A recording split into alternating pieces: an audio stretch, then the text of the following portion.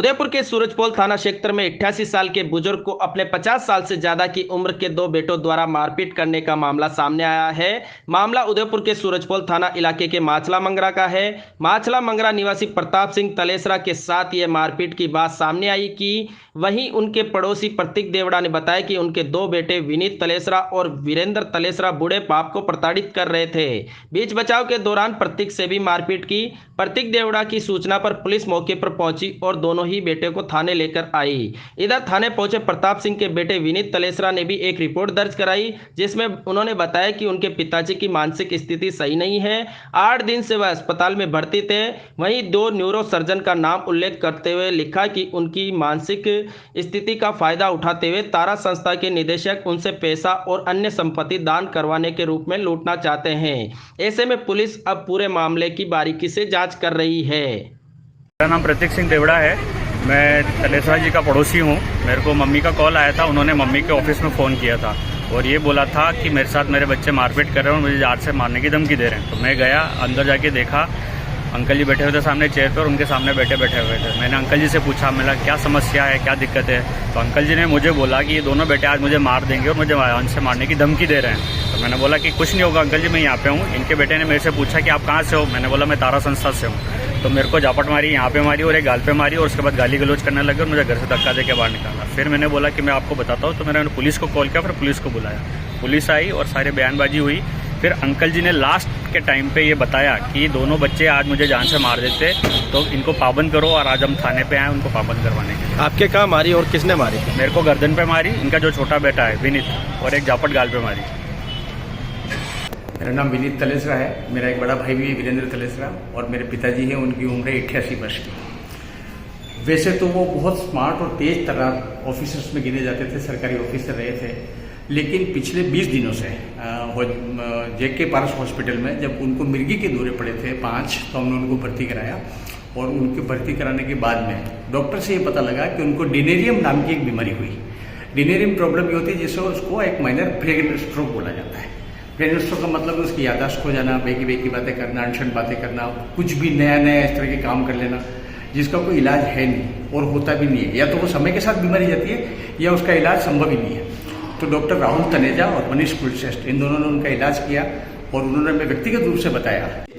Doctor Rahul Taneja और मनीष कुलश्रेष्ठ ने ये बताया कि ये डिनेरियम बीमारी या तो जाती नहीं है और जाएगी तो काफ़ी समय से जाएगी। हम उसका ट्रीटमेंट ये करके दे सकते हैं कि वो ज़्यादातर अवस्था में कुछ उदास से रहें या नींद निकालें या नींद की गोलियाँ, इस तरीके की उनकी दवाएँ थी, कुछ फिट्स कम होने की दवाएँ थी। इस बीच में क्या हुआ कि जैसे ही 18 तारीख को हम उनको घर लाए, तारा संस्थान ये वृद्धाश्रम से कनेक्टेड है। पिछले करीब 30-40 लाख रुपये उनको ये उनके कहने से दान दे चुके हैं और अभी भी देते रहते हैं। तो जब 18 तारीख से ये घर आए, उसके बाद में इनके मन में कुछ चीज़ घुस गई कि मेरे बेटे दोनों चोर हैं और मैं सभी दान दूंगा। और इन्होंने तारा संस्थान को बुला के पैसे देने की बात की। इवन मेरे मामा के लड़के को, बुआ के लड़के को, मामी जी को, सबको बुलाया कि आप मेरे से पैसे ले जाओ, पैसे ले जाओ, पैसे ले जाओ। इनके पास बहुत अच्छा कैश है और रजिस्टर्ड प्रॉपर्टी भी है, कैश भी है, मकान भी है, सब कुछ है। तो आज जब सुबह जब ये 66 लाख रुपए का एक चेक तारा संस्थान को देने वाले थे, हमने उनको जान के रोका कि भाई हम भी आपके बेटे हैं, ये हमारी जिम्मेदारी है काम करने की भी, और उस पैसों को भी हम आप हमें जितना हमें दे सके दें। आप 2-4 लाख रुपए दान करें, कोई तकलीफ वाली बात नहीं, लेकिन इतनी बड़ी रकम तारा संस्थान और ये कैलाश मानव की दुकान है नारायण सेवा संस्थान, इसको दान न करें, ये अच्छी बात नहीं है। ऐसी इसमें हल्का सा हॉटटॉक होकर मरी होगी। और इस बीच में तारा संस्थान के फ़ोन करने से कई लोग इकट्ठे हो गए जिन्होंने हमारे खिलाफ ही FIR दर्ज करवा दी। तो अभी हम थाने में हैं, शाम को पाबंद होकर छूटेंगे, कैसे क्या होगा इसी में पता नहीं है। लेकिन पापा जी की मानसिक स्थिति का फायदा दुनिया उठा रही है, और दुनिया के उठाने के पीछे हम जो घर में लोग हैं, हम दो भाई हैं, बहन वगैरह हमारे कोई नहीं, हमें इतना नुकसान हो रहा, फिर हमारे बच्चे भी हैं, भाई साहब के बच्चे भी हैं, बच्चियाँ भी हैं। तो ये सब कुछ देख के आज हम पुलिस में FIR लिखाने के लिए आए, जिसकी कॉपी हमने आपको दे दी है। Thank you. 10 मार्च को तक मैं बड़े लड़के वीरेंद्र पे भरोसा करके जी रहा था जी। दवाइयाँ उससे मंगाता, पैसे उसको दे देता। वो कभी मैं अपनी जेब से रुपये नहीं खर्च करता, मैं पैसे देता, दवाइयाँ मंगाता, डॉक्टर से बात वो करता। और वो पता नहीं कहाँ से पता लगा कि रात को मुझे कहता किसी दवाई के बारे में, आज आपकी तकलीफ है, ये दवाई ले लेना, वो दवाई ले लेना। मैं ट्रस्ट करके दवाई ले रहा था। 10 मार्च को ये मेरी काम करने वाली कविता माली किसी काम से कांकरोली गई, उसके पारिवारिक काम से, और ये दूसरी जो सन्नू है उसको कह गई कि तुम बाबूजी का संभाल ख्याल रखना, मैं शाम तक आ जाऊँगी। सन्नू का बेटा गिर गया उसके गांव में, तो अचानक भाग के गांव गई बच्चे को संभालने। इस बीच में किस समय बेहोश हो के मैं यहाँ गिर गया। एक मेरा इलेक्ट्रीशियन है देव भाई, जो अचानक आया, उसने मुझे यहाँ बेहोश देखा है, और छोटे बेटे की वाइफ को और छोटे बेटे को यहाँ देखा है या नहीं देखा मुझे नहीं पता, पर उसने कहा कि मेरे माथे पड़ जाएगा, तो वो तुरंत निकल गया। छोटा बेटा और उसकी बहू यहाँ बैठे थे आपके पास? नहीं, मैं तो बेहोश पड़ा था, मुझे पता नहीं। वो बैठे थे यहाँ, तो ये कांकरोली से लौट के आई फ़ोन पे बात हुई, तो दोनों ऐसे बैठे थे। दोनों ने कितने घंटे में बेहोश रहा, मुझे भर्ती कराने की कोशिश नहीं जी। शाम को 5 बजे ये कांकरोली से आई कविता, इसका एक दामाद की व्हीकल थी, उसमें आई है, तो दामाद को यहाँ लाई, इसने मुझे देखा, और जब तक उसको किसने फ़ोन किया सन्नू को, वो भी लौट आई। फिर दोनों काम करने वाली महिलाएं और एक ऊपर रेलवे स्टाफ पर है जिनके हाथ विकलांग है, वो थे। उन्होंने मिल के उठा के मुझे गाड़ी में डाला, और क्योंकि पहले मैं 3 दफ़े पारस में भर्ती हो चुका हूँ, इसलिए कविता को मालूम है पारस हॉस्पिटल कहाँ है, कैसा है। ये मुझे पारस हॉस्पिटल में भर्ती कराने गई, तो 6 बजे के आसपास पहुँची होगी है। वहाँ से इसने मेरे बड़े लड़के को, जो आपने अभी देखा है, उसको फ़ोन किया कि भाई साहब आपके पापा बेहोश हैं, भर्ती कराना है, आप हॉस्पिटल तुरंत आ जाओ और एडमिशन पे साइन कर दो ताकि इनका ट्रीटमेंट शुरू हो जाए। उसके बाद 4 घंटे मेरा बेटा नहीं पहुँचा। आ रहा हूँ, आ रहा हूँ, आ रहा हूँ, आ रहा हूँ, आ रहा हूँ। अंत में उसने कहा तू साइन कर दे। इस बेचारी ने साइन किया और मेरा ट्रीटमेंट शुरू हुआ। इस बीच में वो प्लान बनाता रहा बड़ा कि ये मर जाए तो काम बन जाएगा। क्या काम बन जाएगा अब समझ लो। मेरे जितने बैंक खाते हैं, जितनी FD है, सब में नॉमिनी बड़ा लड़का है। ठीक है। मेरे मरते ही सारी संपत्ति पे अधिकार उसका हो जाएगा, क्योंकि मैं ट्रस्ट कर रहा था। ट्रस्ट। अब छोटा लड़का जो यहाँ बैठा था, क्योंकि उसने मेरे पे दावा कर रखा है कि मकान खाली नहीं करने, बेचने नहीं दूंगा मैं, ये मेरा मकान है। उसने कहा ये गया और मैंने ताले ठोके। दोनों का प्लान 50-50 ठीक चल रहा है। ये भी अस्पताल भर्ती कराने नहीं आया, वो भी अस्पताल भर्ती कराने नहीं आया। 5 दिन के बीच में क्या हुआ, जो ये मुझे कविता कहती है, मैं उतना ही जानता हूँ, उससे ज़्यादा नहीं जानता। लेकिन इसने कहा कि आपकी अलमारी की तलाशी ली इन्होंने आके, बड़े भाई साहब उनकी वाइफ ने चाबी मांगी, अंदर से 50,000 कैश था वो लिया, ATM कार्ड लिया, चेक बुकें मांगी, घर के कागजात मांगे। तो एक ATM कार्ड भी मिल गया, 50,000 रुपये भी मिल गए, और कुछ उनका हाथ लगा नहीं। वो वहाँ से निकले और बैंक पहुँचे, तो ATM कार्ड क्योंकि आउट ऑफ डेट था वो फेल हो गया, पुराना ATM कार्ड था। उसके बाद 6ठे दिन 5 दिन तक तो free treatment as a government RGHS card से मेरा चल गया। 5 दिन बाद उनका सब आगे पैसे जमा कराओ तो ट्रीटमेंट करेंगे, पैसे चाहिए थे, और उस पैसे के लिए 2 चेक भी ब्लैंक मेरे साइन किए हुए इसको मिल गया। तो इसने बैंक में जाके 25-25 हज़ार 2 बैंकों से निकलवाने की कोशिश की, ICICI बैंक से और SBI से। ICICI बैंक वालों ने कहा साहब पीछे भरपाई तो चाहिए ना मालिक की। इसने कहा भरपाई नहीं हो सकती क्योंकि वो अस्पताल में है। तो नहीं, हम ये मानते, इसमें मेरा फ़ोटो मोबाइल पर बता दिए, वो बेहोश पड़ा, आप देख लें। बैंक वालों ने कहा 25,000 जो होगा देखा जाएगा, पेमेंट इसको कर देगा। बड़ा लड़का सास में ऊपर कहता इस बैंक से हम निकाल। ट्राई टू अंडरस्टैंड, इस बैंक या उस बैंक, पैसा तो मेरा ही है ना, इससे क्यों नहीं निकाले? फिर भी इससे निकाल लिया, इसलिए उस स्टाफ को नोटिस में आ गया। क्या हुआ, SBI में फिर पेमेंट लेने आई तो उन्होंने वही इशू आया, क्योंकि वो पेमेंट करने लगे बैंक वाले, उनका कविता मलिक कौन है, इसने कहा मैं हूँ। तो बीच में मेरा लड़का हाथ उसने दिया, मुझे दे दो। बैंक वालों ने पेमेंट नहीं किया, पेमेंट कर दिया पर इसको किया। ये 50,000 लेके फिर पहुँची और 5 दिन के बाद जो 5 दिन हो रहा तो फाइनल सेटलमेंट करके पेमेंट करा के मुझे डिस्चार्ज करा के लाई। आज क्या हुआ था? मैं तो 5 दिन बाद होश में आया। आज की क्या कंडीशन थी? आज क्या बात हो गई थी? मैं समझा नहीं। आज क्या हुआ ये पूछ रहे हैं। आज कुछ नहीं हुआ। क्या हुआ, कल रात को तारा संस्थान के संस्थापक और कार्यकर्ता जो दीपेश मित्तल और कल्पना जी, वो दोनों मेरे से मिलने आए थे। 20 मिनट बैठे होंगे।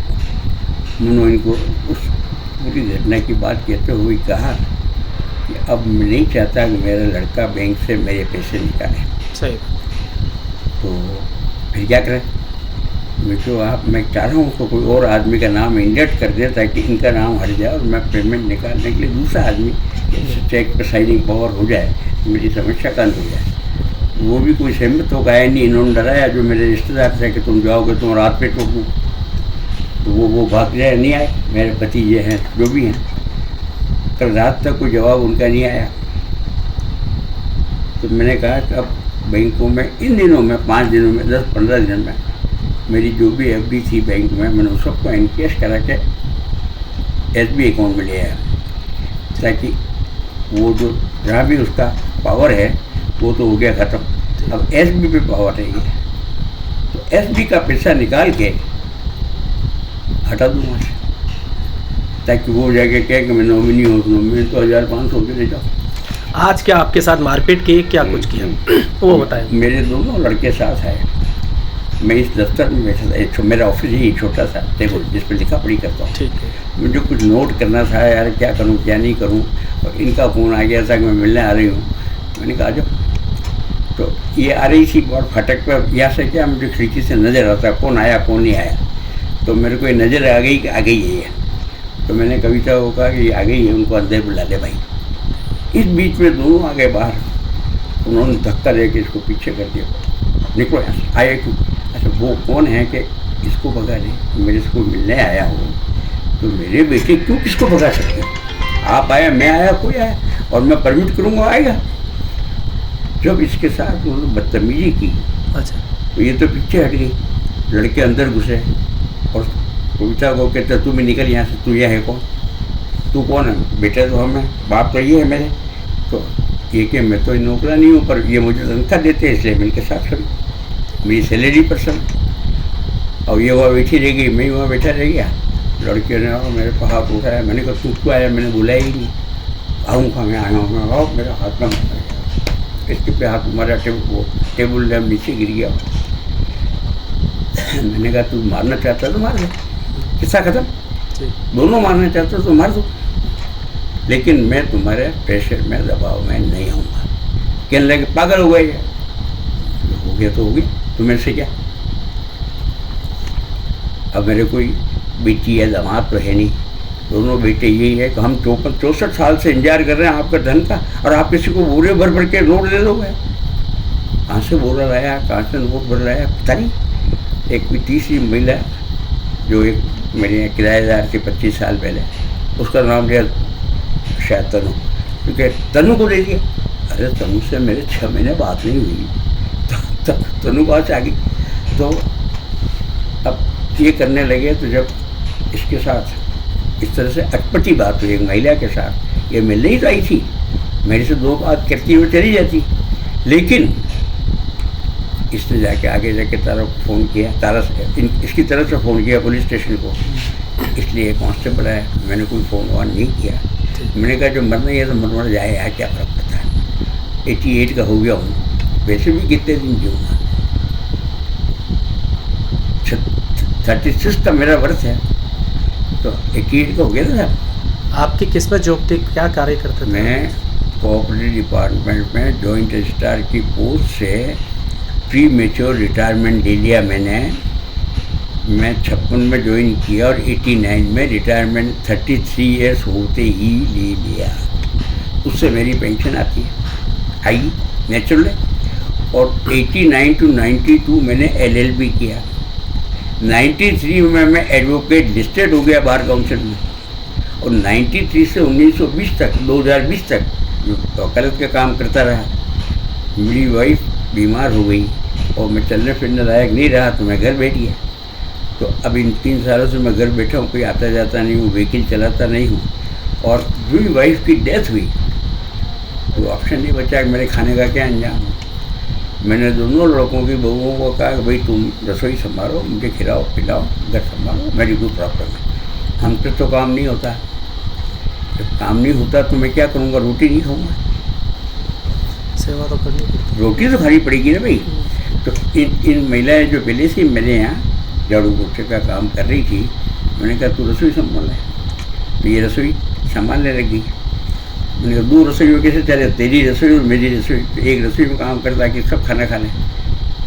इसके हस्बैंड है, 2 बच्चियाँ हैं, यही किराएदार है, पीछे के साइड में ये किराएदार है। राइटिंग में हम किराएदार हैं और लिखित में है 4,500 रुपये उसे किराया है और बिजली पानी का पैसा लेता हूँ। लेकिन वो काम करती तो पैसा तो लेगी मेरे से, फ्री तो कोई करेगा नहीं। और इसके बच्चों को क्या खिलाएगी। तो ये काम कर रही है। फिर दूसरी महिला को और बोले यार, ये कहती है कि मैं बाजार चली जाती हूँ आधा घंटे 1 घंटे, तो आपके पास कौन है। ऊपर वाला बहू और बेटी मुझे पानी का घूंट नहीं पिलाती है, तो गिर जाऊँगा तो उठाएगा कौन। संक्षेप में ये कथा है, आपको 2 उठे समझे एडिट करके